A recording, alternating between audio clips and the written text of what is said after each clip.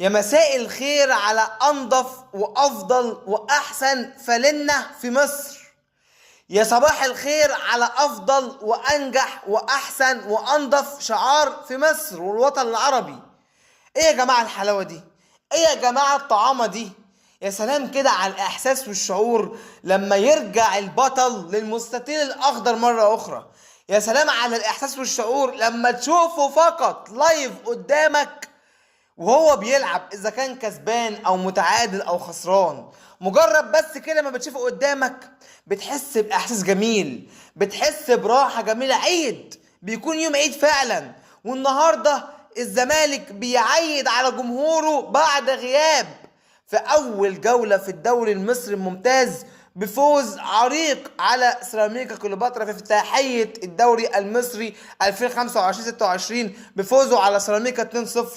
وتتفرج النهارده في الجوله الاولى وفي اول مباراه للزمالك، تتفرج النهارده على احسن هدف في الدوري المصري الممتاز بعد مرور اول نص جوله من الدوري، لان الجوله الاولى ما اكتملتش.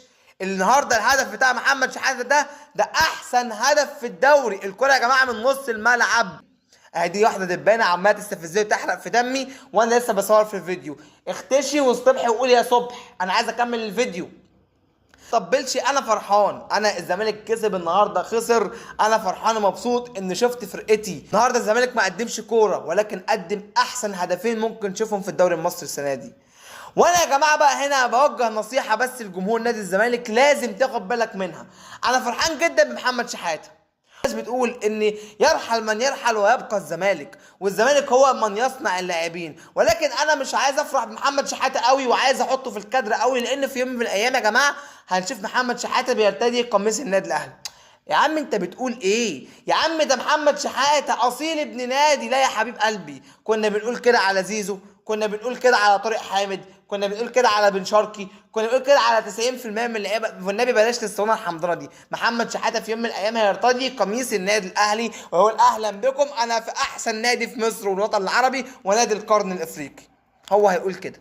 فمش عايز اعلق نفسي بيه قوي، ولكن انا عايز اعلق نفسي بمين؟ بالزمالك. اللي عجبني جدا النهارده وطمني جدا جدا النهارده الزمالك بدون شيكابالا وفي اعتزال الاسطوره الكبرى افضل قائد جه في تاريخ نادي الزمالك شيكابالا. الزمالك بدون لعيبه خلصت الماتش. حسيتك كده بالاريحيه، بالطمانينه، بالروح الجماعيه وهم رايحين يحتفلوا مع الجمهور وهم بيفتتحوا اول جوله في الدوري بفوزهم على سيراميكا كليوباترا 2-0 ويفتحوا نفس جمهور الزمالك. اشتقنا يا جماعه، اشتقنا.